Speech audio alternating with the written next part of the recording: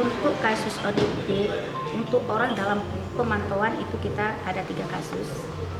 Yang sudah selesai pemantauan itu 2 selesai, itu kita anggap aman di 2.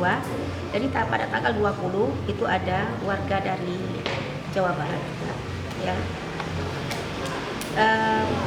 Itu sudah kita rujuk ke Rumah Sakit Zainal Abidin. Jadi statusnya udah meningkat apa masih ODP? Pasien dalam pengawasan PDP ya. PDP, tapi belum dinyatakan indikasi infeksi dari COVID-19. Kesiapan kita seperti apa dalam menangani kasus ini? Insya Allah petugas kita siap 24 jam untuk di call center, dan sewaktu-waktu memang harus kita isolasikan ya kita isolasikan, dan kalaupun itu harus dirujuk ya kita akan merujuk. Tapi tetap kita berkoordinasi dengan pemerintah daerah, ya, dengan pimpinan dan juga dengan